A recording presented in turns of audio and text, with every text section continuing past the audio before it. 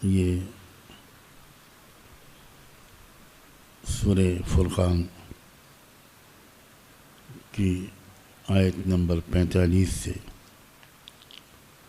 آیت نمبر 55 تک.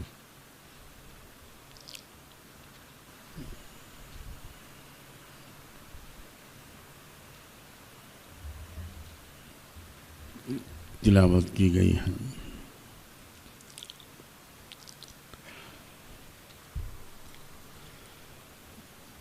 کل جو آیتیں زیر درس تھیں ان میں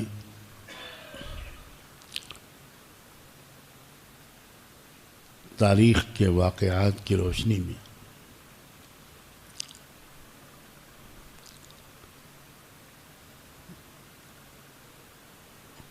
رسول اللہ صلی اللہ علیہ وآلہ وسلم کو تسلی دی گئی تھی.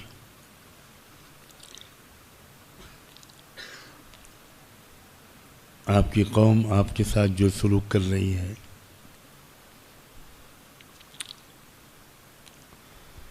اس سے آپ متاثر اور نا امید نہ ہوں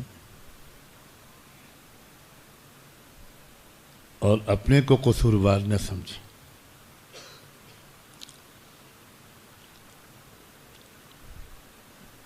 بار بار مختلف قوموں نے اپنے اپنے نبیوں کے ساتھ اسی طرح کا سلوک کیا ہے اور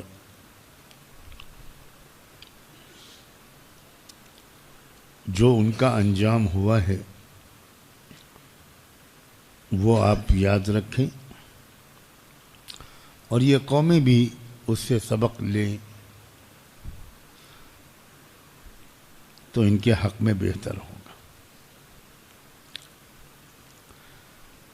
انہی واقعات کو ایام اللہ کہا جاتا ہے.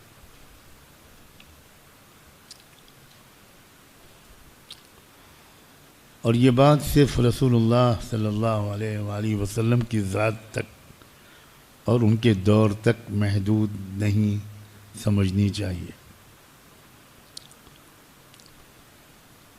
تاریخ بار بار اپنے آپ کو دہراتی ہے.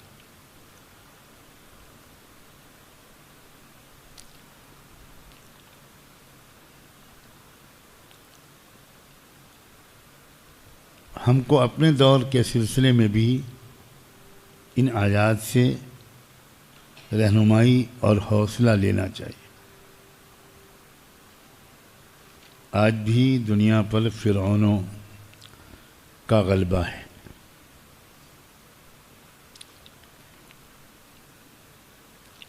وہ بے حد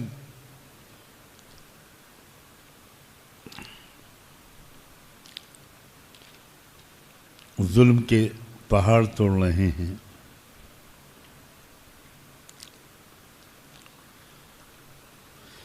جس کی وجہ سے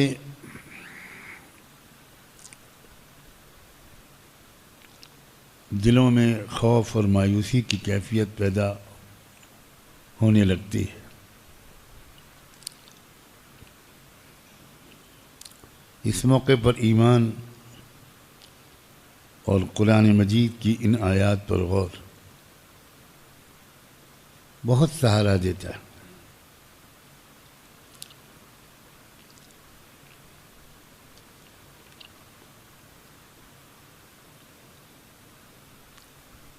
اس لیے اس دور میں خاص طور پر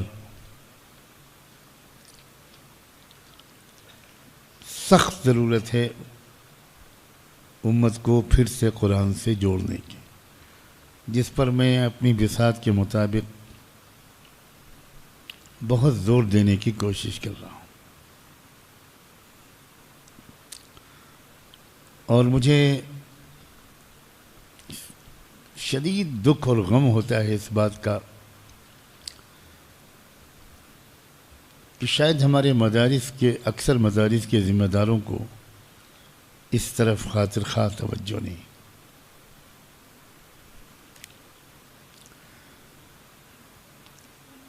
میں کس طرح درخواست کروں علماء کرام سے، مدارس کے ذمہ داروں سے کہ وہ اپنے مدارس میں قرآن مجید کی تدریس کے تناسب کو بہت زیادہ بڑھائیں.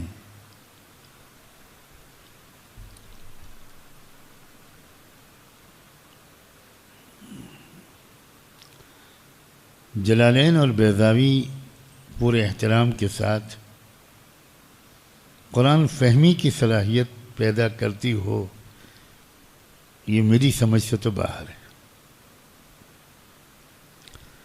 اور قرآن کی رہنمائی اس دور میں کیا ہے، اس کو سمجھنے اور سمجھانے کی صلاحیت پیدا کرتی ہوں یہ دو قابل احترام کتابیں. میں بالکل قطعاً اس کو بعید از امکان سمجھتا ہوں.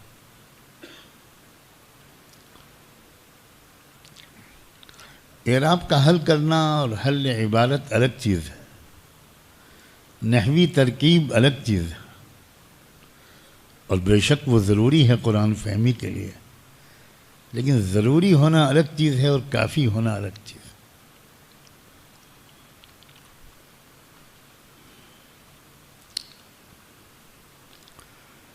جب آج کوئی شخص اسلام کے پیغام کو لیے ہوئے ہے اور اپنی بساط کے مطابق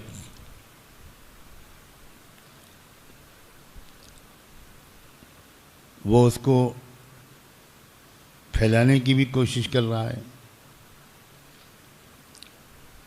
اور اس نظام کے مطابق معاشرے کی تشکیل نو کی بھی کوشش کر رہا ہے.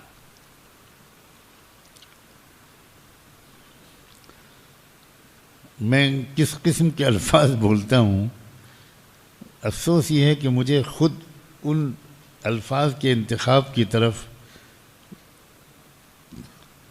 توجہ دلانی پڑتی ہے، اس لیے کہ کسی مخاطب کے چہرے سے نہیں ظاہر ہوتا کہ میں نے یہ لفظ کس لفظ کے بدل میں استعمال کیا ہے. اسلامی انقلاب برپا کرنے کے لیے یہ لفظ کے بجائے میں نے بولا ہے معاشرے کی تشکیل نو. انقلاب برپا کرنے کا لفظ پڑوسیوں کو تکلیف پہنچاتے ہیں اور پڑوسیوں کے حقوق بہت ہیں.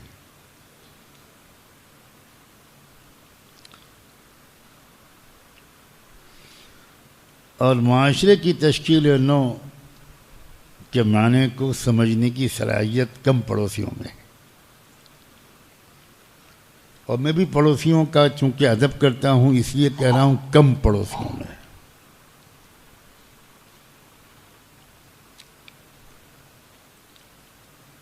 ورنہ یہ کہنا شاید زیادہ بہتر ہوتا کہ نہیں ہے ان الفاظ کے مفہوم کو سمجھنے کی صلاحیت.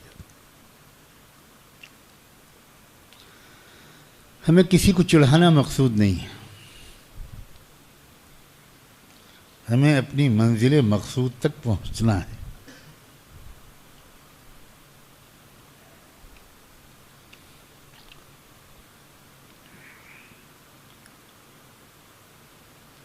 معاشرے کی تشکیل نو نئے سرے سے سماج کو انصاف دلانے کی کوشش کبھی بھی ٹھنڈے پیٹوں برداشت نہیں کی گئی ہے اور نہ کی جا سکتی ہے نہ کی جائے گی، کیونکہ اسٹیٹس کو رکھنے کا شوق ہوتا ہے سماج کے لوگوں کو کہ جو صورتحال چل رہی ہے وہ جوں کہ توں برقرار رہے، تبدیلی نہیں ہونی چاہیے، یہ کوشش کی جاتی ہے. اس کوشش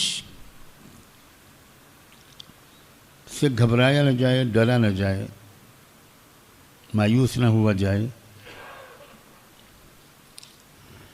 بلکہ پچھلی قوموں کے نبیوں کے تجربات سے فائدہ اٹھا کر اس تاریخ کی روشنی میں جد و جہد جاری رکھی جائے، آگے بڑھایا جائے، صبر و استقامت کے ساتھ اور قربانیوں کے ساتھ۔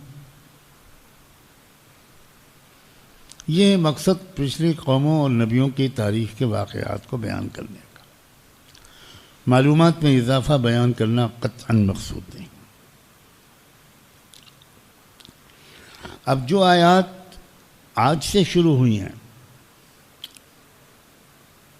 ان میں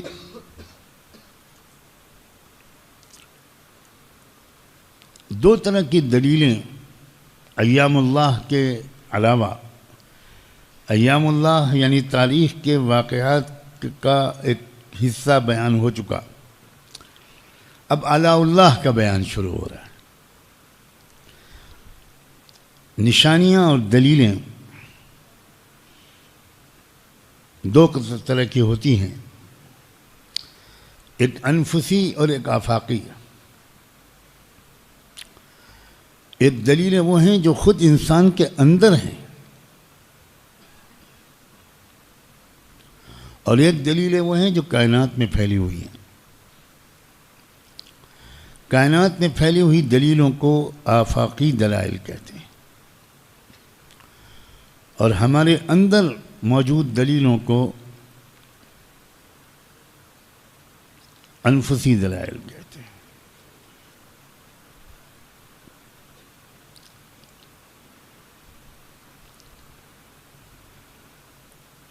ان دونوں کا اب تذکرہ شروع ہوا ہے۔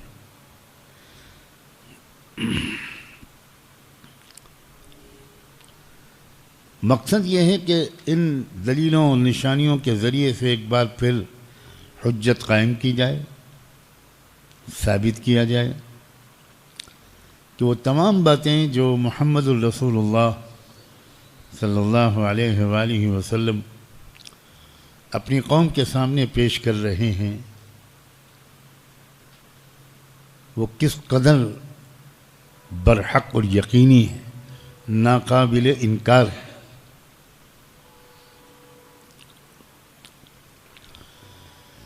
ارشاد ہوا الم تر الی ربک کیف مد الظل، کیا تم نے اپنے رب کی اس قدرت کی طرف نگاہ نہیں کی کہ کس طرح اس نے سائے کو پھیلا رکھا ہے، وہ کس طرح سائے کو پھیلاتا رہتا ہے یا پھیلا دیتا ہے۔ سائے کے دو طرح کے تشریحیں کی گئیں۔ بعض حضرات یہ کہتے ہیں، اور یہ بات دل کو لگتی بھی ہے آگے کی آیات کی وجہ سے، کہ اس سائے سے مراد رات ہے۔ سورج غروب ہوتا ہے اور ساری دنیا پر سایہ چھا جاتا ہے، پرچھائی، اندھیرا۔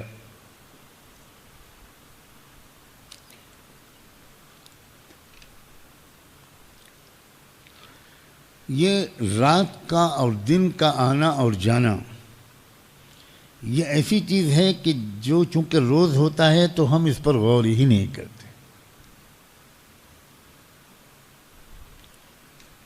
ورنہ اس پر اگر تفصیل سے غور کیا جائے تو بہت واضح اور بڑی دلیل ہے۔ اور جیسے جیسے رات کیوں آتی ہے، صبح کیوں نکلتی ہے، دن کیوں طلوع ہوتا ہے، پھر دن کیوں غائب ہو جاتا ہے، غروب ہو جاتا ہے، جیسے جیسے حقائق کھل رہے ہیں ویسے ویسے یقینی طور پر یہ بات ثابت ہوتی ہے کہ کوئی زبردست مدبر ہے جس نے اس طرح افلاک کی گردش کا نظام طے کیا ہے، پلینٹس کی کہ جو موومنٹ ہے، جو سیاروں کی گردش ہے اپنے اپنے آربٹ میں،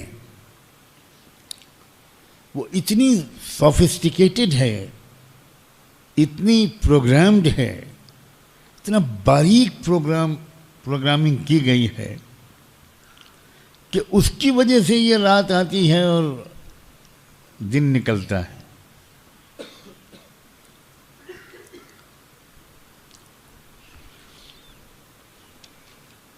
تفصیلات سامنے جو آ گئی ہیں،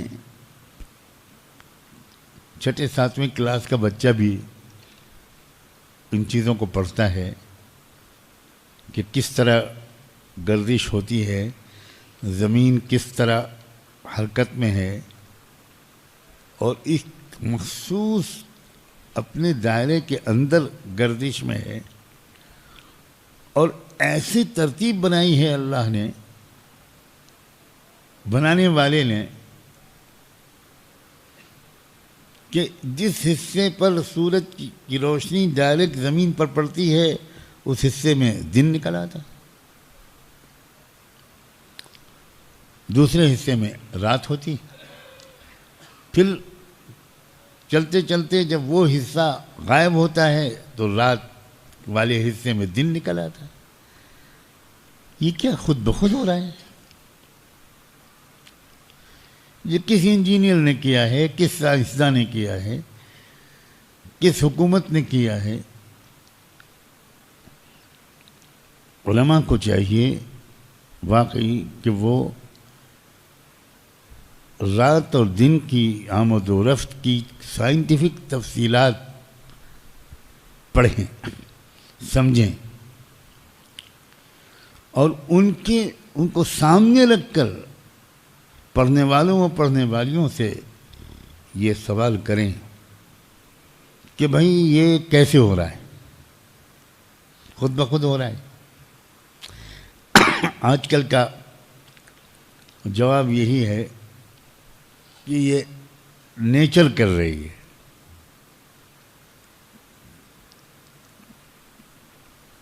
نیچر کو کس نے پیدا کیا؟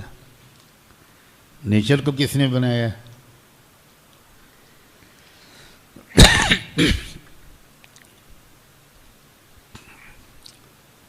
کاش کہ اس بات کو طلبہ ٹھیک سے سمجھیں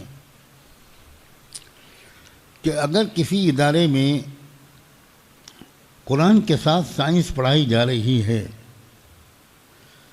تو اس ادارے کا مقصد سائنس پڑھانے کے بعد ڈاکٹر بنانا نہیں ہے، بالکل نہیں۔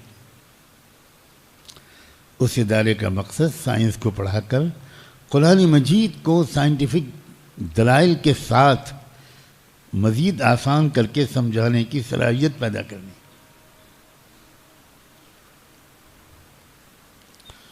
التذکیر بآلاء اللہ،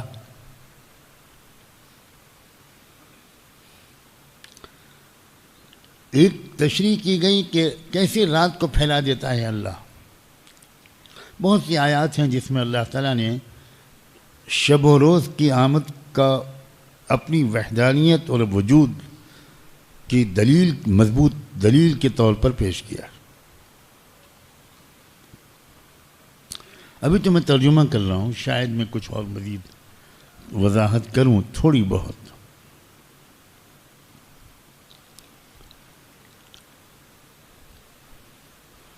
کیا تم نے اپنے رب کی اس قدرت کی طرف نگاہ نہیں کی کہ کس طرح وہ سائے کو پھیلا دیتا ہے؟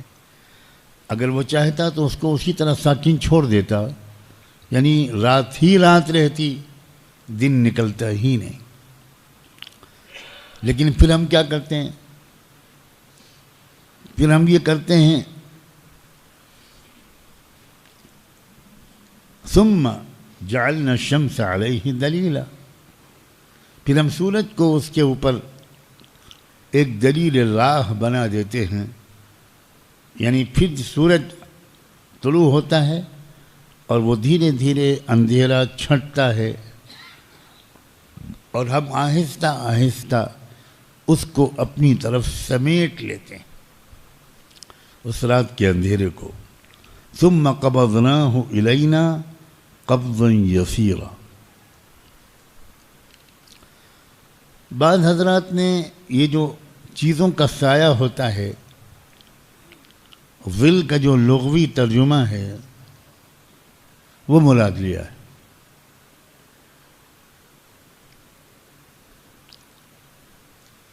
کہ دیکھو یہ سائے کا جو نظام ہے اس پر غور کرو.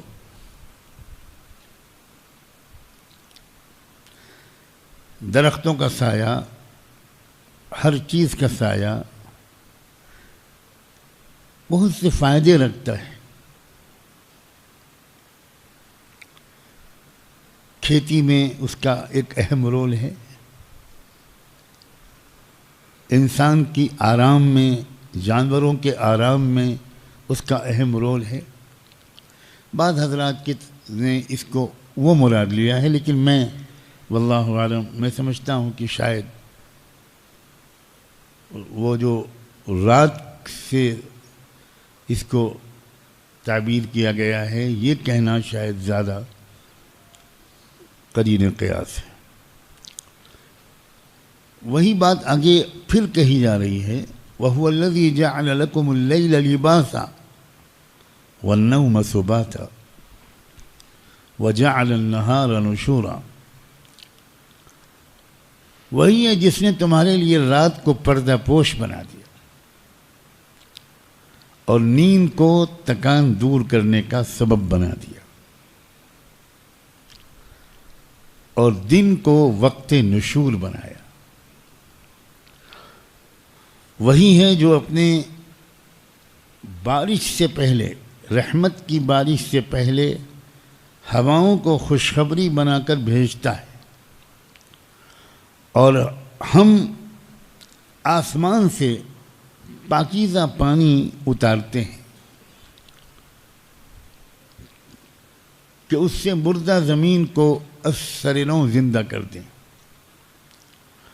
اور اس کو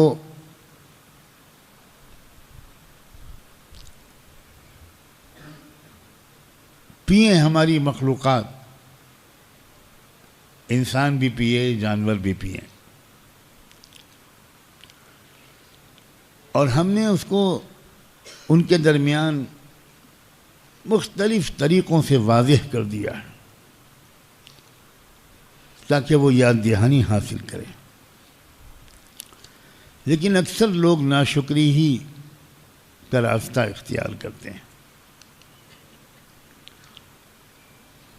محمد ہم چاہتے تو ہر بستی میں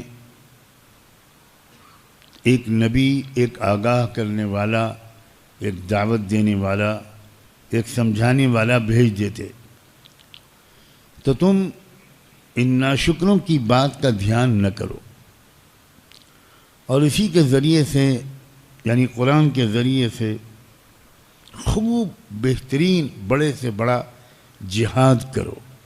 وَجَاهِدْهُمْ بِهِ جِهَادًا كَبِيرًا.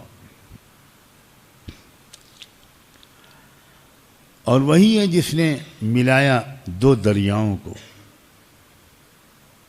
ایک کا پانی میٹھا اور دوسرے کا نہایت کڑوا، اور ان دونوں دریاؤں کے درمیان ایک پردہ اور ایک مضبوط بند کھڑا کر دیا. اور وہی ہے جس نے انسانوں کو پانی سے پیدا کیا اور پھر ان کو دو قسم کے رشتے دیے، نسباً و صہرا، نسب کا رشتہ اور نکاح کے ذریعے سے قائم ہونے والے سسرالی رشتے. اور آپ کا رب بڑی قدرت رکھنے والا ہے،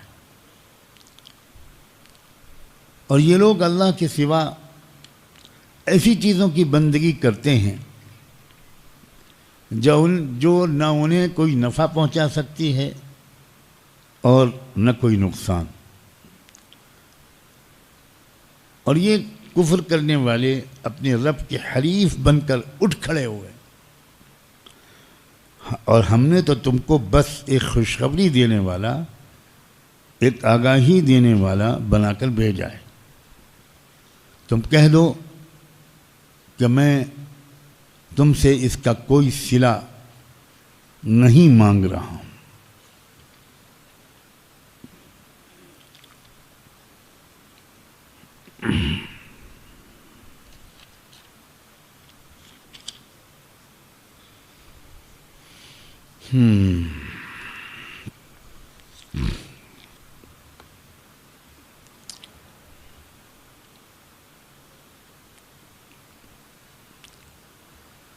پہلے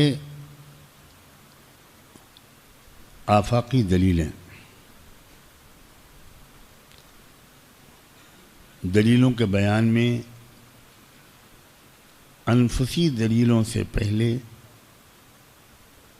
آفاقی دلیلیں بیان ہو رہی ہیں۔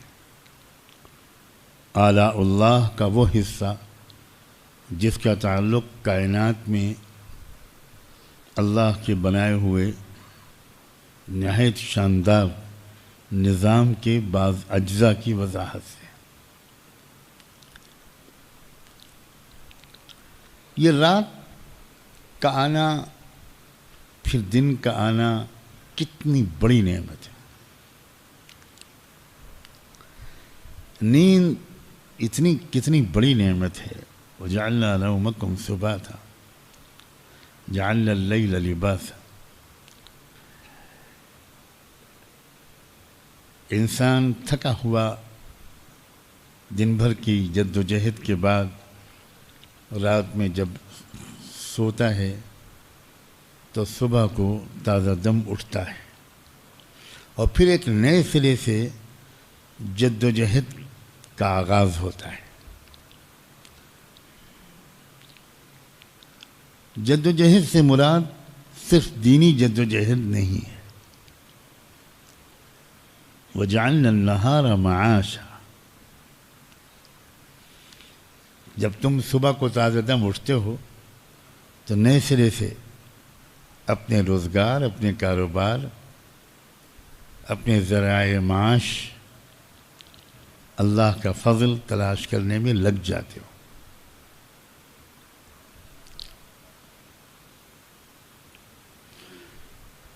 اسلام جو ہم کو فہم دیتا ہے بڑی معتدل اور جامع ہے۔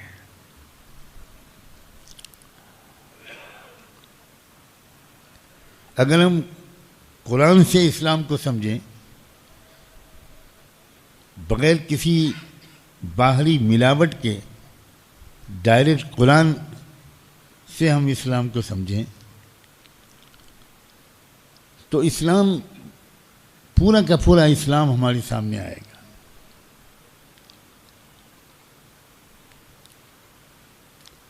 ورنہ ہو سکتا ہے کہ ہم میں سے کوئی کہے کہ تم کو دن دیا ہے دین کی محنت کے لیے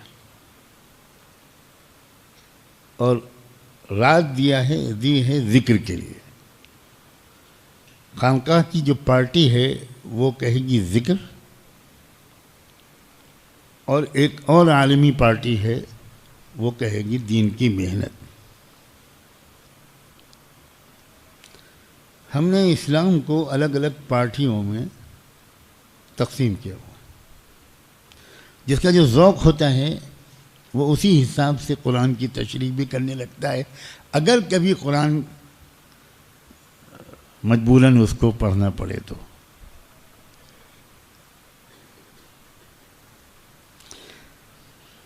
دن اللہ نے جو قرآن میں بیان فرمایا ہے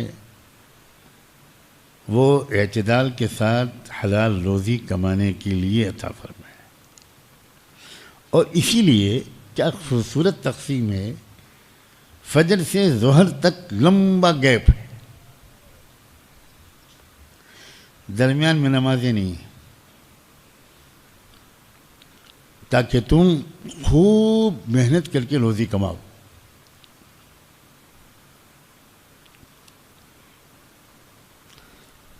ظہر کی نماز کے بعد آرام کرو،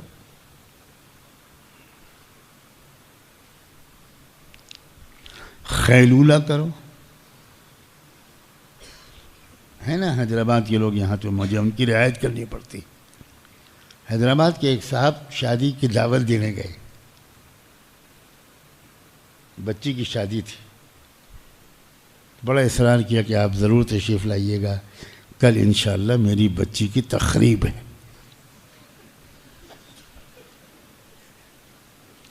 انہوں نے کہا اللہ نہ کرے نصیب دشمنا، کس کی ہمت ہے کہ آپ کی بچی کی تقریب کرے ہمارے ہوتے ہوئے؟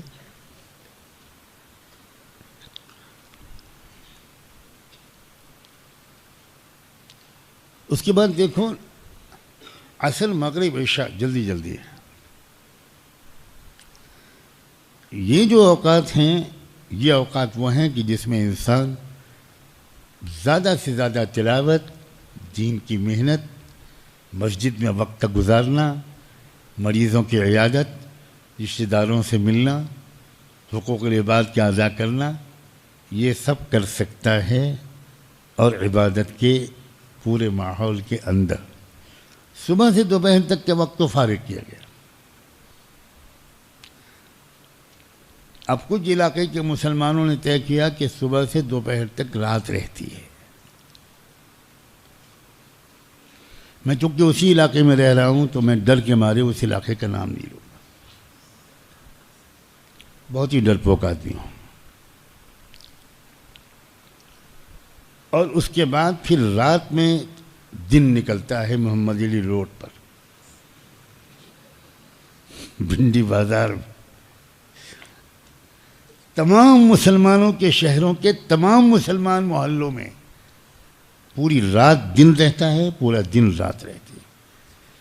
ہم نے شریعت سے بغاوت اور فطرت سے بھی بغاوت کا فیصلہ کیا ہوا ہے.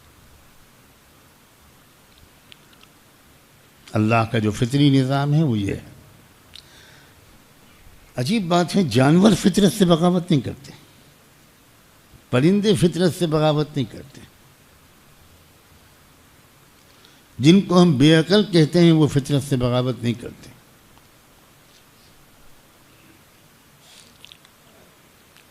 وَهُوَ الَّذِي جَعَلَ لَكُمُ اللَّيْلَ لِبَاسًا. ایک چادر اوڑھ کر تم سو جاتے ہو، رات کی چادر، لباسا. وَالنَّوْمَ سُبَاتًا، اور نیند کو تمہارے لیے کلفت اور تکان کے زائل کرنے کا سبب بنا دیا، جس کی وجہ سے تم اثر نو چاق و چوبند ہو کر زندگی کی سرگرمیوں میں حصہ لینے کے لائق بن جاتے ہو. اور پھر اس کے بعد اللہ اکبر وجعل النہار نشورا. یہ نشور کا لفظ غضب کا لفظ اللہ تعالیٰ نے استعمال فرمایا. نشور اصل میں مرنے کے بعد دوبارہ زندہ ہونے کے لیے یہ لفظ استعمال ہوتا ہے، لیکن رات کی نیند کے بعد صبح اٹھنے کے لیے بھی اللہ نے نشور کا لفظ استعمال کر کے ایک زبردست اشارہ کر دیا کہ جس طرح رات کی نیند کے بعد تم روز اٹھتے ہو، اسی دن ابدی نیند، اسی طرح ابدی نیند کے بعد پھر تم دوبارہ اٹھو گے. اور ایک اشارہ ہو گیا، جس طرح یہ آسان ہے اللہ کے لیے، اسی طرح اللہ کے لیے وہ بھی آسان ہے.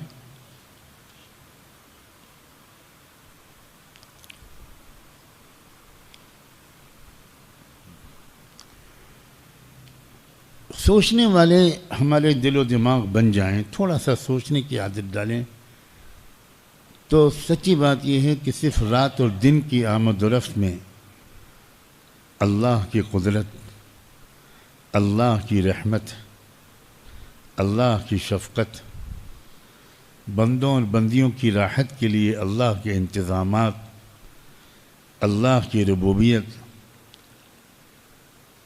توحید خداوندی اور آخرت کی حقیقت، حقانیت، سب چیزوں کی اتنی نشانیاں موجود ہیں صرف رات اور دن کی گردش میں. رات اور دن کی گردش بتاتی ہے کہ اللہ ہے. یہ ساری کائنات کا پورا نظام بہت حکیم، قدیر، قادر مطلق، زبردست مدبر ہستی چلا رہی ہے. یہ خود بخود نہیں چل رہا. یہ خود بخود والا فلسفہ عجیب و غریب ہے.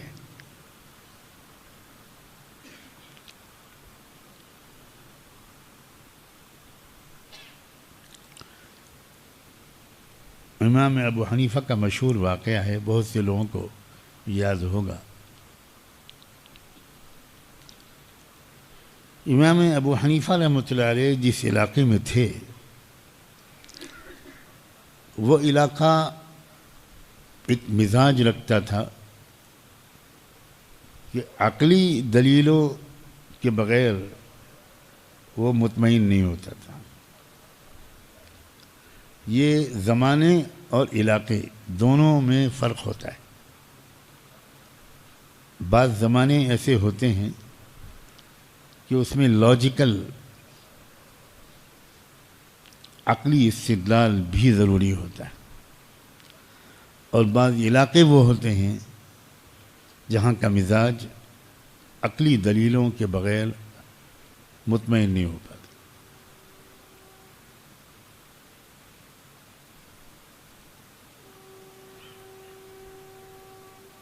اللہ تعالیٰ نے عجیب انتظام کیا. جیسے ہر نبی جس قوم میں آیا اس نبی کو اس قوم کے مزاج کے اعتبار سے دلیلیں دی، معجزے دیے، اور افہام و تفہیم اور دعوت کا ایک اسلوب دیا، ایک طریقہ دیا.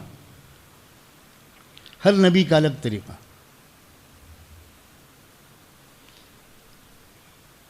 حضرت ابراہیم علیہ السلام نے الگ طریقے سے دلیل دی.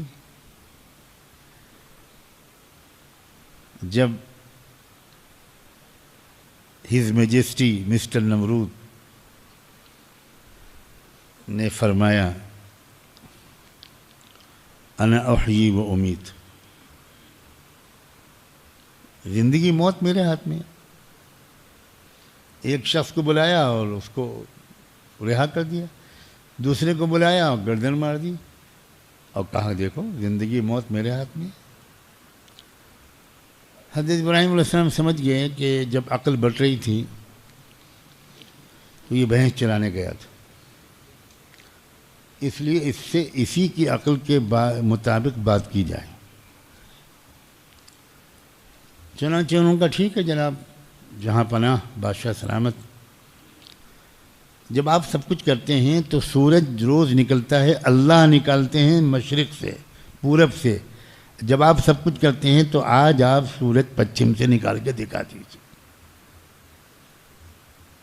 اب ٹائم فش سٹی گم، کیا جواب دیں اس کا؟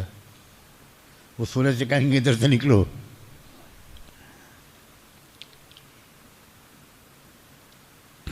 موسیٰ علیہ السلام کو اللہ تعالیٰ نے اپنی قوم کے حساب سے سمجھانے کا انداز اور دلیلیں دی.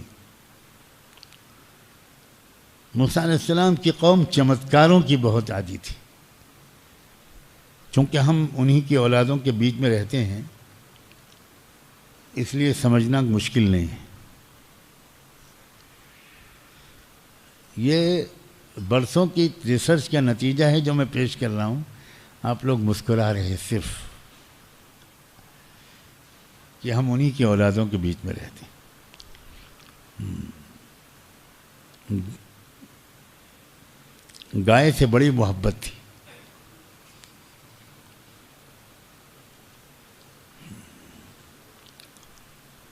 تو جب دادا نانا کو تھی تو پھر ظاہر ہے کہ پوتوں نواسوں کو بھی ہوگی. کیا شکایت اور کیا تعجب ہے.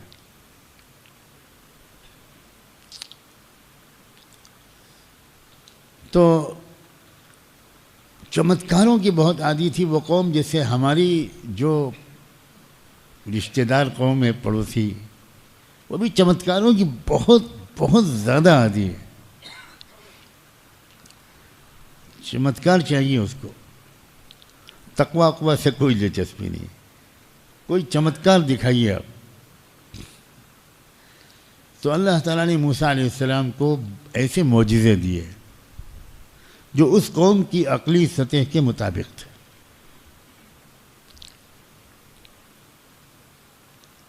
عیسیٰ علیہ السلام کے زمانے میں میڈیکل سائنس بہت ترقی کر گئی تھی.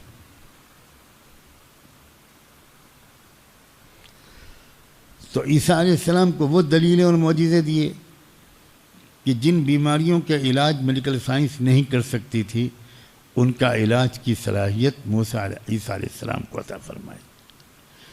میڈیکل سائنس مردوں کو زندہ نہیں کر سکتی تھی ماں کے پیٹ سے نابینا پیدا ہونے والوں کی آنکھوں میں روشنی نہیں لا سکتی تھی، کوڑھی اور برس کے مریض کو شفا یاب نہیں کر سکتی تھی، عیسیٰ علیہ السلام کو یہ ساری صلاحیت دے دی۔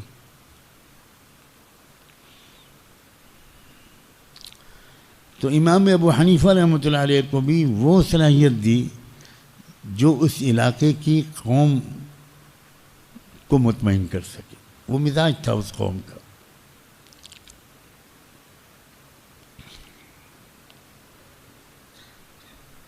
چنانچہ ان کے زمانے میں کوئی بہت بڑا ایتھیسٹ، ملحد، خدا کے وجود کا انکار کرنے والا ایک بڑا زبردست مقرر مناظر گھومتا پھر رہا تھا، اور لوگ اس کا مقابلہ نہیں کر پا رہے تھے، چھوٹے موٹے لوگ۔ خلیفہ وقت کے دربار میں اطلاع پہنچی تو امام ابو حنیفہ کو بلایا یا خود ان کی خدمت میں حاضر ہوا۔ امام صاحب نے کہا کہ آپ دربار میں بلائیے اور پورے ملک کے تمام دانشوروں کو، علماء کو، عقلاء کو بلائیے، میں مناظرہ کروں گا،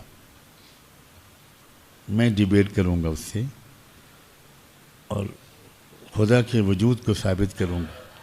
ملک میں جو انتشار پھیل رہا ہے اس کا انشاءاللہ راستہ بند ہو جائے گا۔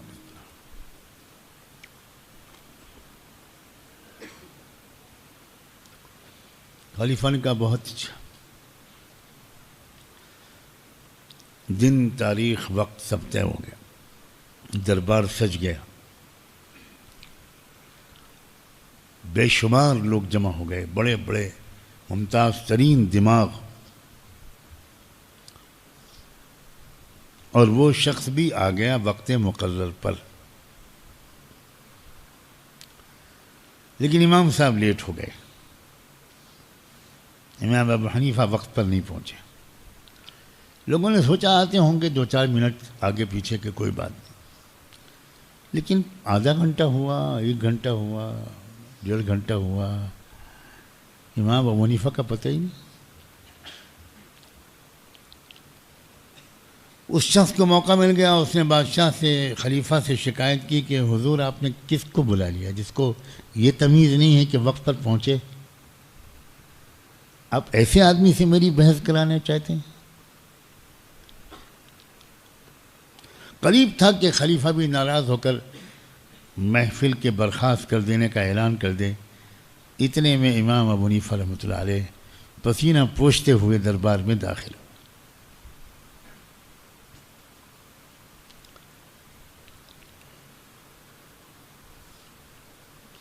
سب ناراض تھے، چیخ پکار مچ گئی۔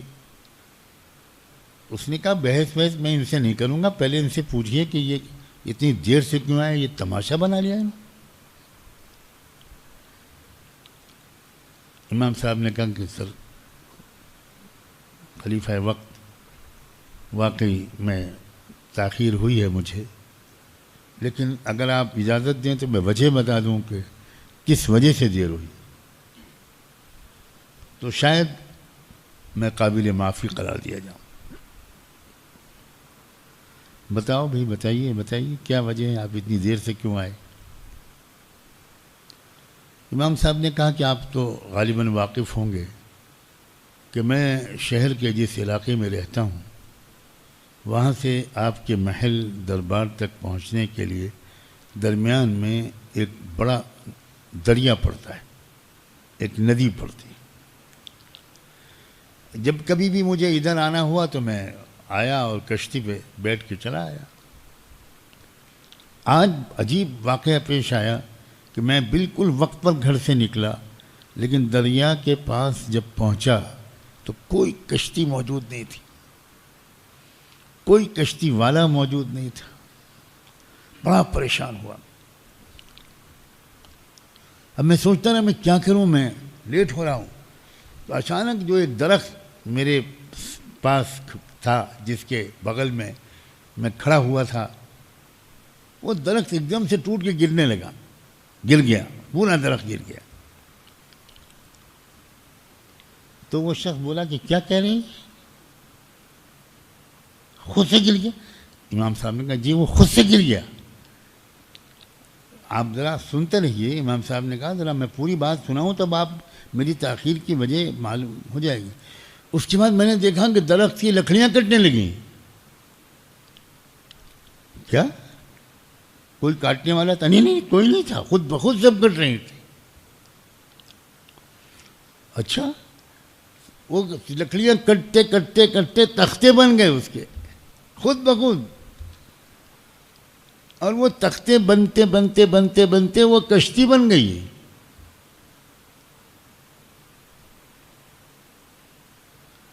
اور پھر جب کشتی بن گئی تو میں سوچنے لگا کہ اب کیا کروں، کیا ہوگا، یہ کیسے کیا ہوگا، اس پر کوئی چلانے والا تو ہے نہیں۔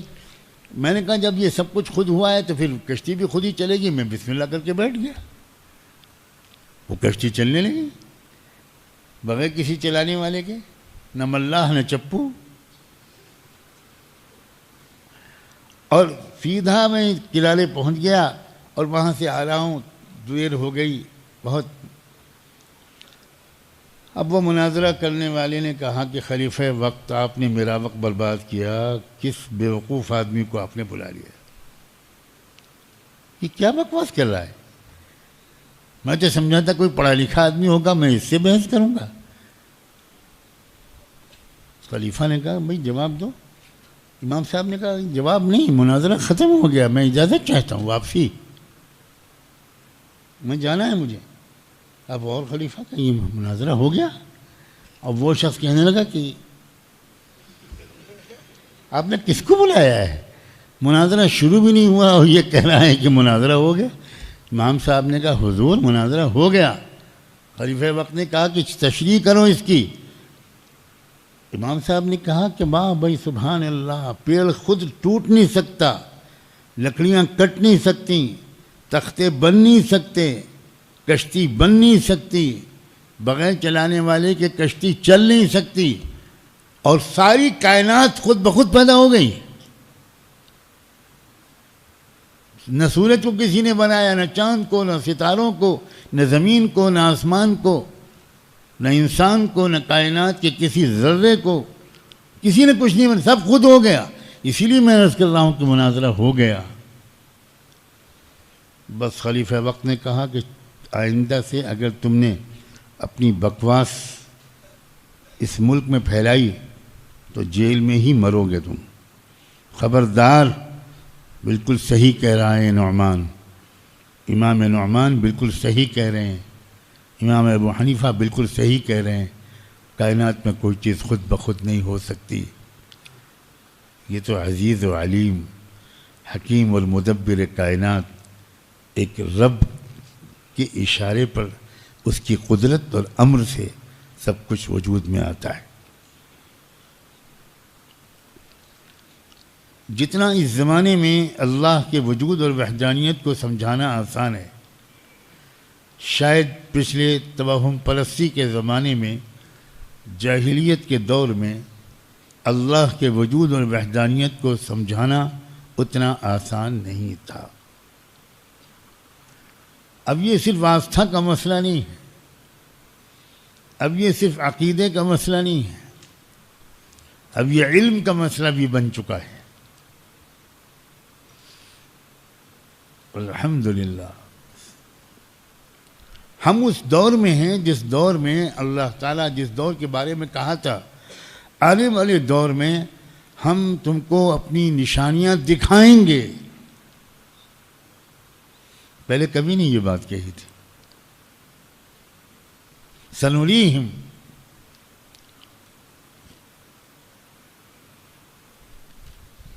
اب تو دلیلیں اسی لیے واللہ اس لیے سائنس کے پڑھنے والے افسوس یہ ہے کہ 1% بھی سائنس کے پڑھنے والے ایمان کو سمجھنے اور سمجھانے کی صلاحیت پیدا کرنے کے لیے سائنس نہیں پڑھتے، پیسہ کمانے کے لیے سائنس کو پڑھتے ہیں۔ بدترین نیت ہے یہ، واہیات نیت ہے. اصل تو اللہ نے ایک ہتھیار ہم کو اس وقت دیا ہے، اس سے بہتر کوئی اور ہتھیار نہیں ہے توحید کی، ایمان و اسلام کی حقانیت کو ثابت کرنے کے لیے.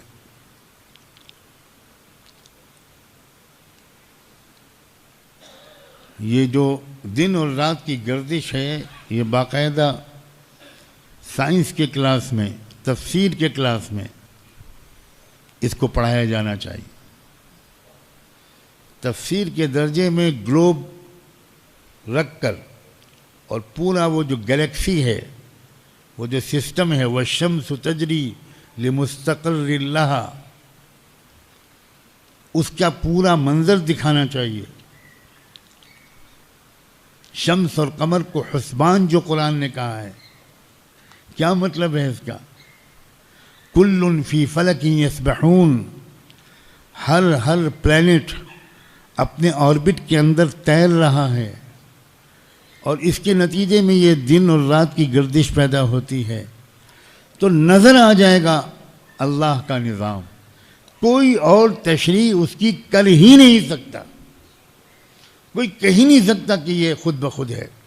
مگر نہایت افسوس کی بات یہ ہے کہ قرآن کا علم اور کائنات کا علم الگ الگ ہے، اور جہاں یکجا کرنے کی کوشش بھی کی جا رہی ہے، جیسے کہ یہاں، وہاں بھی اکثر بچے جو سائنس میں ایڈمیشن لیتے ہیں ان کا مقصد ہی صحیح نہیں ہوتا. وہ نہیں جانتے کہ یہاں سائنس کو کیوں مدرسے کے لازمی مضامین کا لازمی حصہ بنایا گیا ہے، نہیں سمجھتے. بہت افسوس کی بات.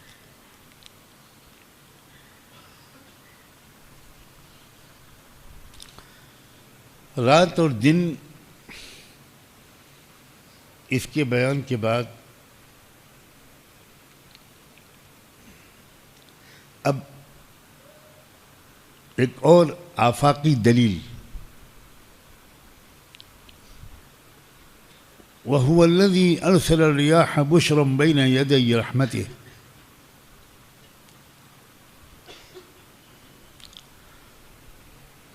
وہی خدا تمہارا رب ہے جو بارش سے پہلے موسمی ہواؤں کو ایک خوشخبری بنا کر بھیجتا ہے.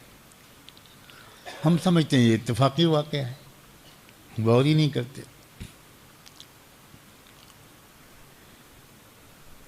کسان سب سے زیادہ بارش سے پہلے چلنے والی ہواؤں کا پیغام سمجھتا ہے.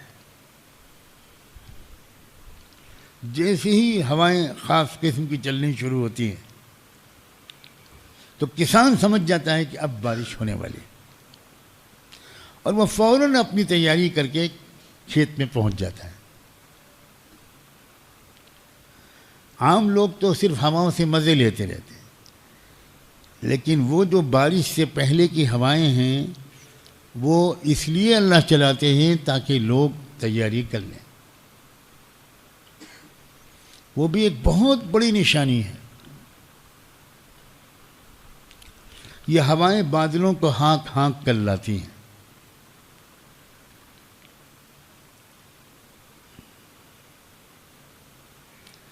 ہوائی جہاز کے سفر میں بادلوں کا منظر بڑا عمدہ نظر آتا ہے، صاف نظر آتا ہے کہ ہوائیں ایک رخ پر بادلوں کو لے کر چل رہی.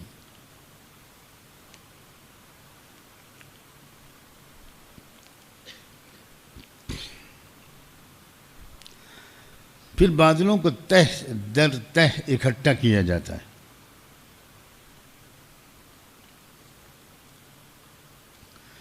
پھر آسمان سے اللہ تعالیٰ فرماتے ہیں ماءً طہورا، پاک صاف پانی اترتا ہے، ہم اتارتے ہیں. لنحیی بہ بلدۃ میتا، تاکہ ہم اس پانی کے ذریعے ایک ایسی زمین جو مر چکی ہے، بالکل سوکھی ہے، اس کو پھر سے زندہ کر دیتی ہیں. واقعی زمین دیکھنے میں مری ہوئی سی لگتی ہے، اور بارشوں کے بعد وہ زمین ایک دم زندہ و شاداب نظر آنے لگتی ہے۔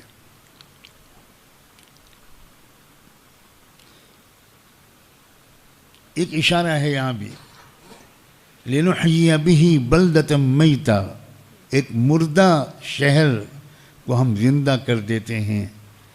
تو اگر مردہ زمین کو بارش کے ذریعے ہر سال زندہ کیا جا رہا ہے، تو سوچو اللہ تعالیٰ اپنے کسی نظام کے ذریعے موت کے بعد تم کو زندہ نہیں کر پائے گا۔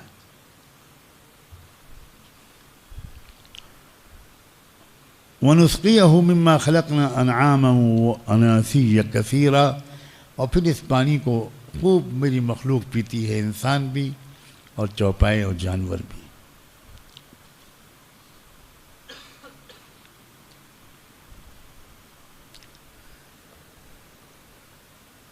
زمین، آسمان سے لے کر زمین تک، ابر، ہوا، بارش، اور بارش کے ذریعے سے زمین کا زندہ ہو جانا، طرح طرح کے غلوں، اناجوں، سبزیوں، پھلوں، میووں کا پیدا ہونا، کیا یہ کسی زبردست ارادے کے بغیر ہو رہا ہے، یا اس میں الگ الگ دیوی دیوتاؤں کے ارادے کام کر رہے ہیں؟ یہ زبردست کوآرڈینیشن کیسے ہے؟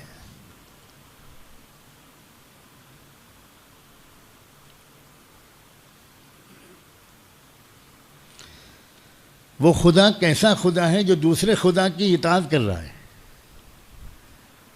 ایک خدا جب کہتا ہے کہ آج بارش ہوگی تو دوسرا خدا کیوں نہیں کہتا کہ آج نہیں ہوگی، چناؤ کے بعد ہوگی؟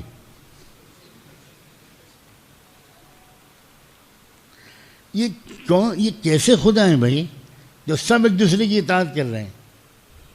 کمال ہے۔ یہ کیا بات ہے بھائی؟ سارے خداؤں نے ایک سال لگا کر امیر کی اطاعت سیکھی،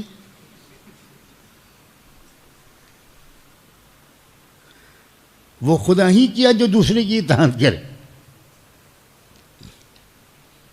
یہ سمجھ میں آتا ہے کہ ایک خدا ہے، باقی سب اس کی اطاعت کر رہے ہیں، کچھ بے اختیار ہو کر کر رہے ہیں، کچھ اختیار کے ساتھ کر رہے ہیں۔ بے اختیار ہو کر تمام مخلوقات کر رہی ہیں، اختیار کے ساتھ بتوفیق انسان کر رہے ہیں۔ تو شرک کسی بھی صورت میں عقلی طور پر اور علمی طور پر قابل قبول نہیں ہے۔ ضرورت ہے، نوجوان علماء سے کہتا ہوں، ضرورت ہے کہ آپ توحید کے ان دلائل پر بھی عبور حاصل کریں۔ اب جزو لا یتجزا سے کام نہیں چلے گا، اب حیولہ سے کام نہیں چلے گا۔ حالانکہ عجیب و غریب بات ہے، یہ جزو لا یتجزا یہ ایٹمک سائنس کا اصول ہے، لیکن پڑھانے والے جس زبان میں اس کو پڑھاتے ہیں اور پڑھنے والے جس طرح اس کو پڑھتے ہیں، الحمدللہ ایک بھی نہیں سمجھتا، صرف امتحان کے لیے رٹ کر یا چندہ کر کے پاس ہو جاتے ہیں۔ اور انما الصدقات للفقراء، یہ تو ثواب کا کام ہے۔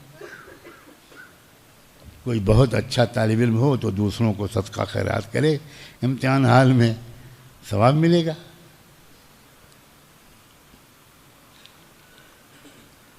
حالانکہ یہ واقعی یہ وہی چیزیں ہیں جو آج دوسرے انداز سے کہی جا رہی ہیں۔ یہ ایٹم کیا ہے؟ یہ کسی کا نیوکلس پوائنٹ کا وہ حصہ ہے جو آخری حصہ ہو سکتا ہے، جس کے بعد اس کا تجزیہ نہیں ہو سکتا، وہی ہے جزو لا یتجزا۔ اسی کو سائنس نے مشاہدے کے طور پر، جو پچھلے سائنسدانوں نے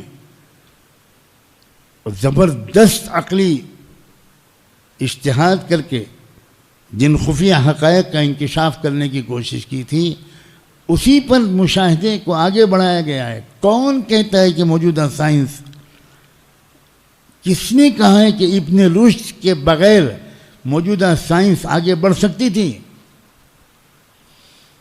اس وقت کی سائنس کا اصل شاہ کلید، اس فاتح مفتاح بلا مبالغہ ابن رشد ہیں۔ حد یہ ہے کہ خلائی سیاست، اسپیس سائنس،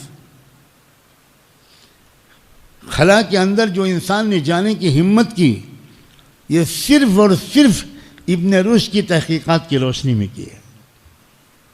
لیکن ہم بالکل اپنے اسلاف سے ناواقف ہیں، بالکل اسلاف سے ناواقف ہیں۔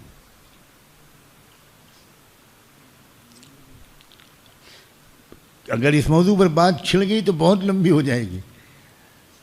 جراثیم کا نظریہ، بیکٹیریاز کا نظریہ سب سے پہلے مسلمان سائنسدانوں نے دریافت کیا۔ اینٹی بائیوٹک کا جو نظریہ ہے، یہ سب سے پہلے مسلمان اطباء نے ایجاد کیا۔ ابن الہیثم وہ عظیم سائنسداں تھے میڈیکل، جنہوں نے بیکٹیریاز کا یہ نظریہ، اس کا انکشاف کیا کہ اصل میں کیڑے ہوتے ہیں جو نظر نہیں آتے، وہ کیڑے اگر تناسب سے زیادہ ہو جاتے ہیں تو بیماری پیدا کرتے ہیں۔ جراثیم کا نظریہ، بیکٹیریاز کا نظریہ، یہ عالم اسلام کا دیا ہوا ہے، جس سے میڈیکل سائنس میں انقلاب آ گیا۔ سرجری، آپریشن کرنا، آنکھ کی سرجری سب سے پہلے مسلمان ڈاکٹر نے کی۔ خیر، میں بہت دور نکل جاؤں گا، اس لیے واقعی علماء کو حقائق کو سمجھنے، اللہ کے تعارف کے لیے، اسلام کے تعارف کے لیے، توحید کو سمجھانے کے لیے، شرک کے خلاف عقل، خلاف علم، خلاف سائنس ثابت کرنے کی قدرت حاصل کرنے کے لیے علماء کو ضرور سائنس پڑھنی چاہیے۔ علامہ انور شاہ کشمیری رحمۃ اللہ علیہ نے اپنے اس دور میں دارالعلوم دیوبند کے نصاب میں سائنس کو لازمی قرار دلوایا تھا، اور مصر سے سائنس کی عربی میں چھپی ہوئی کتابوں کو منگوایا تھا اور ان کو نصاب کا لازمی حصہ بنوایا تھا۔ حضرت شاہ ولی اللہ رحمۃ اللہ علیہ نے خود لکھا ہے کہ تذکیر بآلاء اللہ، آفاقی اور انفسی دلائل کی تشریح صرف وہ علماء کر سکتے ہیں جو علوم طبیعت یعنی سائنس کے بھی ماہر ہوں، وہی لوگ کر سکتے ہیں۔ اور آگے اس کے بعد فرمایا وَلَقَدْ صَرَّفْنَاهُ بَيْنَهُمْ لِيَذَّكَّرُوا فَأَبَى أَكْثَرُ النَّاسِ إِلَّا كُفُورًا۔ ہم نے قرآن کو، حق کے دلائل کو، ضمیر ایک مجموعے کی طرف بھی جا سکتی ہے، ایک مفرد کے بجائے۔ پورا جو مفہوم ہے پچھلی آیتوں کا، اس کی طرف بھی صرفناہ میں ہاں کی ضمیر راجع مانی جا سکتی ہے کہ ہم نے اس مضمون کو خوب پھیلا کر جگہ جگہ بار بار بیان کیا ہے، لیذکروا، تاکہ لوگ سمجھیں۔ فَأَبَى أَكْثَرُ النَّاسِ إِلَّا كُفُورًا، لیکن اکثر لوگوں نے جھٹلانا ہی کا راستہ اختیار کیا۔ وَلَوْ شِئْنَا لَبَعَثْنَا فِي كُلِّ قَرْيَةٍ نَذِيرًا، شاید اس کا مفہوم یہ ہے کہ رسول اللہ صلی اللہ علیہ وآلہ وسلم ایک محسوس کرتے تھے پورے عالم کی ذمہ داری مجھے دی گئی ہے اور میں اکیلا ہوں، کیسے یہ پیغام تب تک پہنچے گا، کیسے یہ پیغام سب تک پہنچے گا۔ اپنی ذمہ داری کے احساس کی وجہ سے آپ کے دل پر بہت زیادہ بوجھ آتا تھا، تو اللہ نے آپ کو تسلی دیتے ہوئے فرمایا، اور میں یہ بات پہلے کہہ چکا ہوں کہ اس سورت کا ایک مرکزی مضمون اپنے اللہ کے رسول کے غمزدہ اور فکرمند دل کو تسلی اور اطمینان دلانا بھی ہے۔ گھوم پھر کر وہ مضمون واپس آتا ہے۔ فرمایا محمد ہم چاہتے تو ہر علاقے کے اندر الگ پیغمبر بھیج دیتے، تم اس کی فکر نہ کرو۔ فلا تطع الکافرین، یہ لوگ جو اعتراضات کی بوچھار کر رہے ہیں، طرح طرح کی باتیں کر رہے ہیں، اس کی پرواہ مت کرو، ان کی باتوں سے متاثر مت ہونا۔ وجاہدہم بہ جہادا کبیرا، اور اسی قرآنی دلائل کے ذریعے سے ان کے ساتھ بہت بڑے جہاد میں لگے رہو۔ یہ آیت ایک واضح دلیل ہے کہ جہاد صرف تلوار سے نہیں ہوتا، جہاد صرف جنگ و قتال کا نام نہیں ہے۔ یہ صورت تو مکی صورت ہے، جبکہ جنگ کی اجازت ہی نہیں ملی تھی، اور پھر وجاہدہم بہ، جہاد کرو ان کے ساتھ قرآن کے ذریعے۔ اس کا مطلب ہے دلائل کے ذریعے، علمی اتمام حجت، دلائل کے ذریعے خوب بھرپور محنت کرو کہ اپنی طرف سے سچائی کو ثابت کرنے میں کوئی کوتاہی نہ ہو۔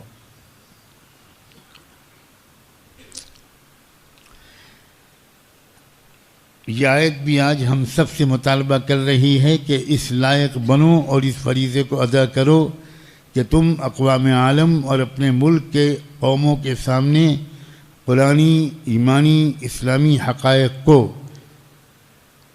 دلائل کے ساتھ رکھو، اتمام حجت کرو، اور اس کو جہاد کبیر کہا گیا۔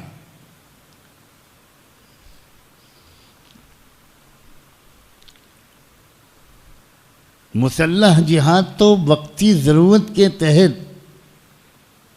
اس کی اجازت دی گئی ہے۔ اذن للذین یقاتلون بأنہم ظلموا، اور جہاد کی وہ واحد شکل نہیں ہے۔ جہاد کے لفظ کو بولنا بھی ہم نے چھوڑ دیا ہے مارے ڈر کے۔ کتنی واضح دلیل ہے یہ آیت کہ جہاد کا مفہوم کیا ہے۔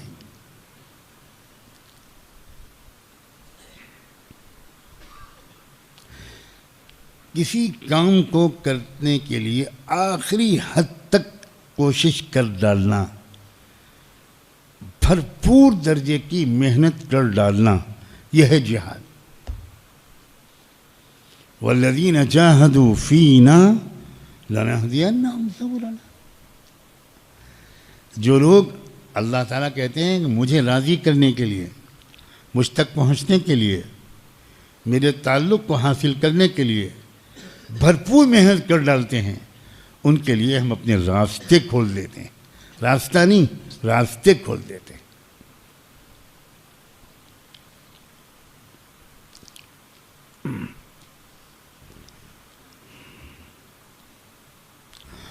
وهو الذي مرج البحرين هذا عذب فرات وهذا ملح أجاج وجعل بينهما برزخا وحجرا محجورا۔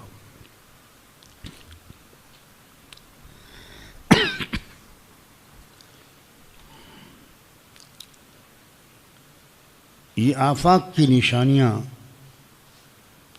ان میں سے ایک اور عظیم نشانی کی طرف اللہ نے توجہ دلائی کہ دو دریا ہیں، ایک دریا کا پانی میٹھا اور دوسری دریا کا پانی تلخ، کڑوا، اور دونوں دریائیں بالکل مل رہے ہیں ایک دوسرے سے، لیکن میٹھا پانی میٹھا ہے، وہ کڑوے پانی کی وجہ سے کڑوا نہیں ہو رہا، اور وہ کڑوا پانی میٹھے پانی کی وجہ سے میٹھا نہیں ہو رہا۔ دونوں دریائیں ہیں، عجیب و غریب بات ہے۔ اللہ اکبر، عجیب، دنیا کے ایک دو مقامات پر تو یہ منظر آنکھوں سے نظر آتا ہے. عجیب و غریب اللہ تعالیٰ نے جغرافیائی نظام رکھا ہے. ایک دریا کی سطح کو تھوڑا اوپر رکھا، ایک دریا کی سطح کو تھوڑا نیچے رکھا. سمندر کی سطح جو ہوتی ہے وہ ذرا نیچی ہوتی ہے، اور دریا کی سطح، عام دریا کی سطح ذرا اوپر ہوتی ہے.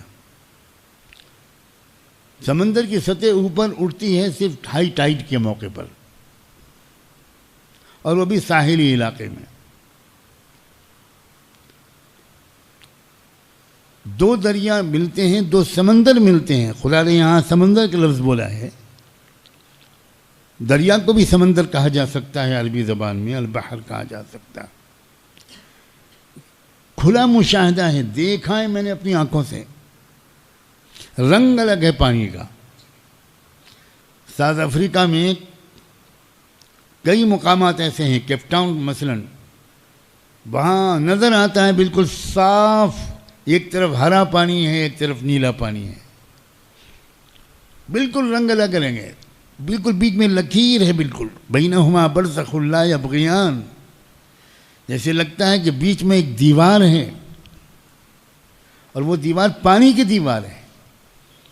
وہ نہ یہ بیچ والا پانی نہ دائیں طرف ملتا ہے نہ بائیں طرف ملتا ہے، نہ ادھر کے پانی کو ادھر کے پانی سے ملنے دیتا ہے، نہ ادھر کے پانی کو ادھر کے پانی سے ملنے دیتا ہے، اور ہے پانی.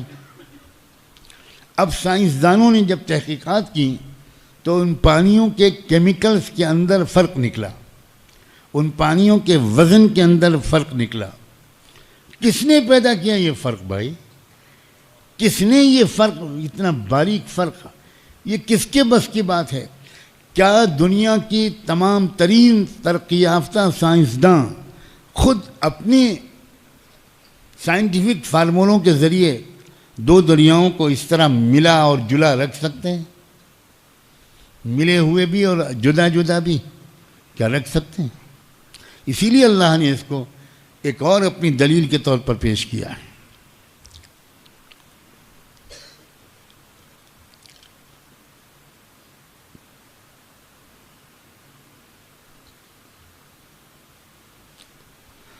اللہ اکبر. یعنی دونوں کی موجیں ایک دوسرے سے ٹکراتی ہیں، پھر بھی پانی کا رنگ اور ذائقہ دونوں کا الگ الگ رہتا ہے. اللہ اکبر. کیا عظیم قدرت ہے ہمارے اور آپ کے رب کی، کیا قدرت ہے.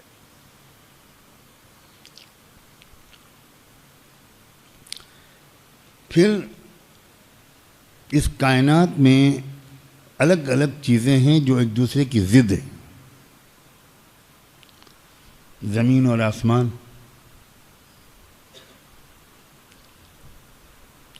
مرد اور عورت، یہ مجموعے اجزاد ہیں. یہ کائنات جتنی چیزوں کو یہاں دلیل کے طور پر پیش کیا،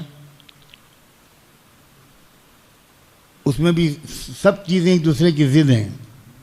دن اور رات، سردی اور گرمی، آگ اور پانی، یہ کائنات مجموعہ اجزاد ہے. یہ ایک دوسرے کی ضد والی اکائیاں، چیزیں، یہ کیسے ایک دوسرے کے ساتھ زبردست جوڑ اور میل کے ساتھ، ہم آہنگی کے ساتھ کام کر رہی ہیں. کس نے اس پورے کارخانے حیات کو، مجموعہ اجزاد کو ایسا ایک دوسرے کا معاون بنا دیا؟ نسبا و صہرا، ایک رشتہ ہمارا ہے خونی، اب ایک رشتہ ہوتا ہے بالکل دوسرا رشتہ، اور یہ دونوں رشتے کس طرح ایک وحدت بنتے ہیں، اور اس وحدت کی وجہ سے ایک متحدہ خاندان بنتا ہے. اس وحدت کی برکت سے ایک نسل وجود میں آتی ہے.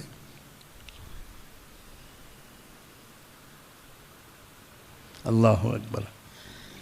اس کی بہت تفصیلات ہیں، بہت تفصیلات ہیں. میں بہت اپنے کو روک رہا ہوں کہ اس کی جو شواہد ہیں، دلائل ہیں، مثالیں ہیں، وہ بہت ہیں۔ اللہ کرے کہ خاص طور پر جو طلبہ ہیں ان کا مطالعے کا شوق بڑھے، خوب پڑھیں، خوب پڑھیں، خوب پڑھیں، خوب پڑھیں، بہت کچھ ملے گا انشاءاللہ ان کو۔ اللہ اکبر۔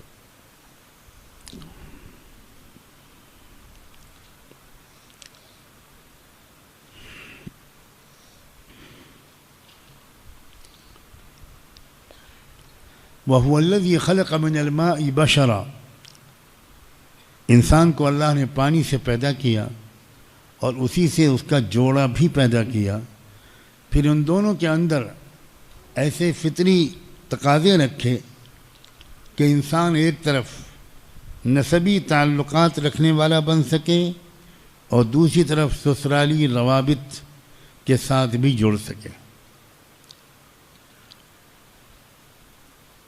وہ انسان جو اپنے خاندان کے ساتھ بھی بہت اچھے تعلقات رکھے اور اپنی بیوی شریک زندگی اس کے ساتھ بھی بہت اچھے تعلقات رکھے اور اس کے رشتہ داروں کے ساتھ بھی بہت اچھے تعلقات رکھے، وہی انسان سمجھدار اور کامیاب۔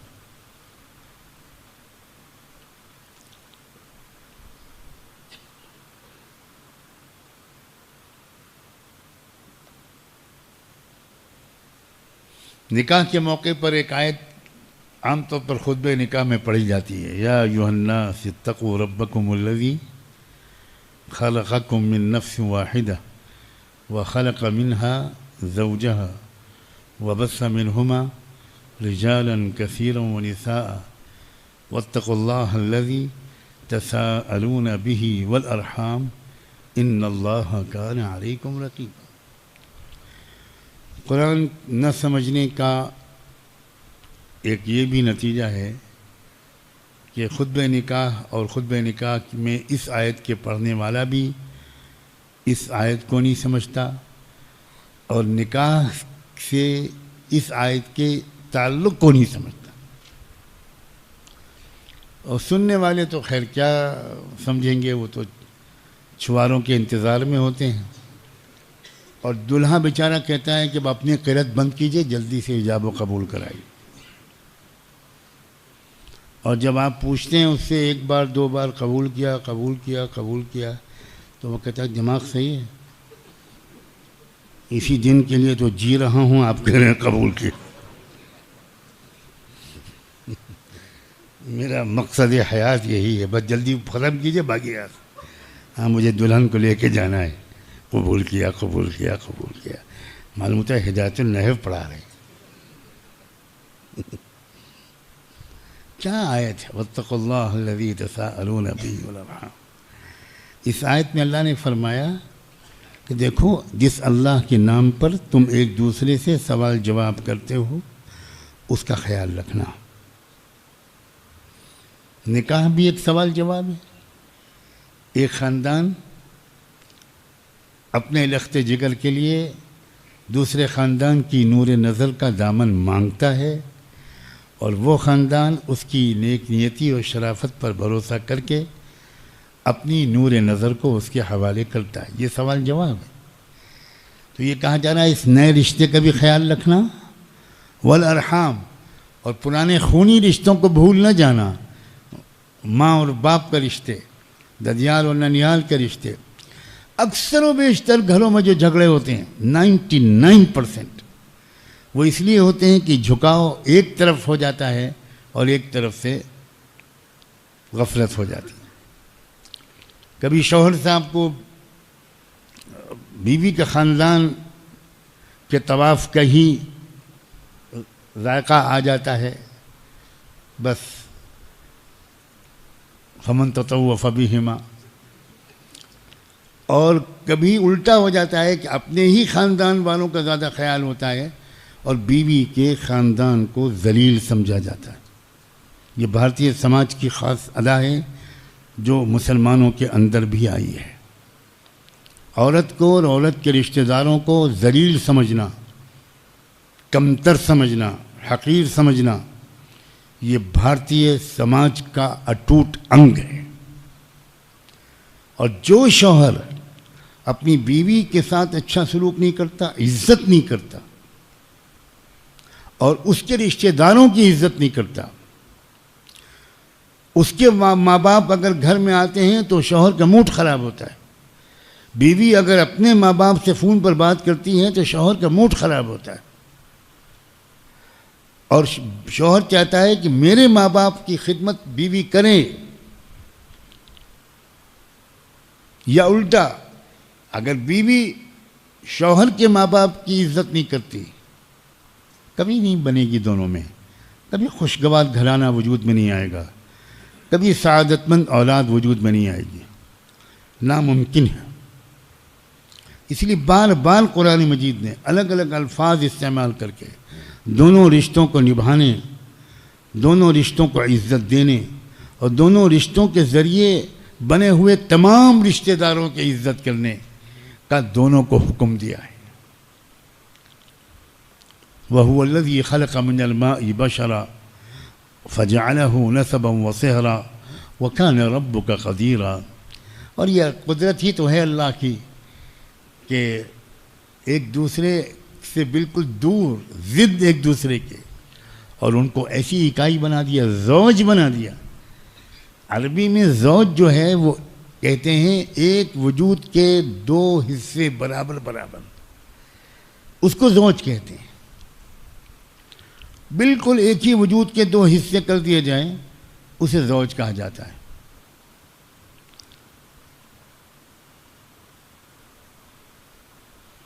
اسی لیے اصل عربی زبان میں شوہر اور بیوی دونوں کو زوج کہتے ہیں، لفظ تک کا فرق نہیں کیا ہے اللہ نے۔ یہ زوجہ جو ہے یہ تو آسان کر کے سمجھانے کے لیے کہا جاتا ہے کہ تذکرہ ہو رہا ہے شوہر کا یا بیوی کا، ورنہ اصل میں عربی میں بیوی کو بھی زوج ہی کہیں گے، شوہر کو بھی زوج ہی کہیں گے، اور یہ اشارہ ہے اس طرف کہ دونوں بالکل یکساں ہیں، بالکل برابر کے ہیں۔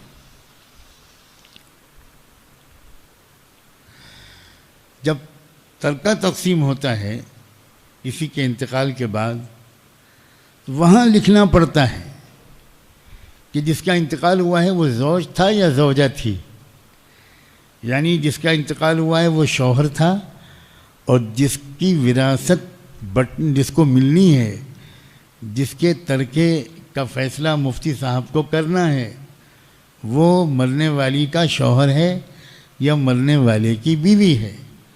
وہاں زوجہ لکھنا پڑتا ہے، یا مرنے والے کے میں زوجہ یا وارث ہونے والے میں زوجہ یا زوج، ورنہ اصل میں عربی زبان میں شوہر اور بیوی دونوں کو زوج کہتے ہیں۔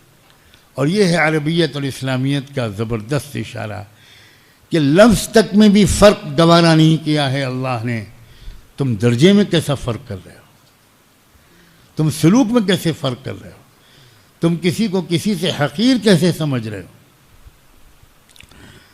لیکن اللہ ہی کرے کہ مردوں کی سمجھ میں یہ بات آئے۔ میں دیکھ رہا ہوں کہ اکثر مردوں کو ناگواری ہو رہی۔ اللہ کرے آپ کی عورتیں ضرور سن رہی ہوں، فَلْيُبَلِّغِ الشَّاهِدُ مِنْكُمُ الْغَائِبَ،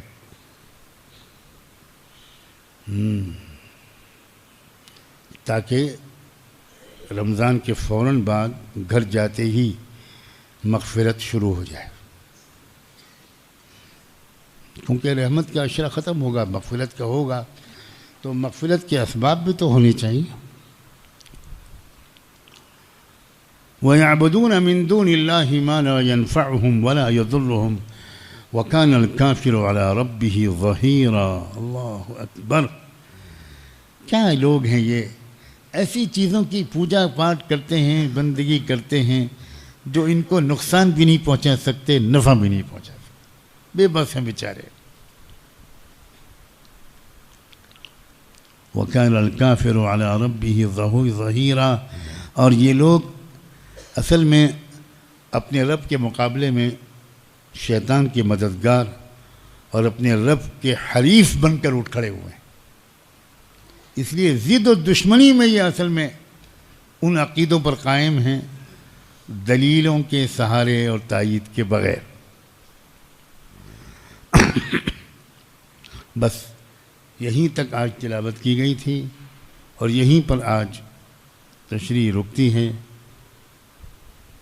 کل سے جن آیات کی تشریح شروع ہوگی ان میں رسول اللہ صلی اللہ علیہ وآلہ وسلم کو خطاب کر کے ایک بار پھر اللہ تعالیٰ نے کچھ فرمایا ہے، اور وہاں بھی ایسا محسوس ہوتا ہے کہ حضور کے غمزدہ اور فکر مند دل کو ڈھارس اور تسلی دینا مقصود ہے۔ اللہ تعالیٰ ہم سب کو نور قرآن عطا فرمائے، قرآن سے شغف، قرآن کا ذوق، قرآن میں تدبر، قرآن میں غور و فکر۔ اے عزیز طلباء اور نوجوان علماء، اب جٹ جاؤ قرآن کے سمجھنے کی کوشش میں، اللہ آسان کر۔ مجلس کی دعا پڑھ لیجئے۔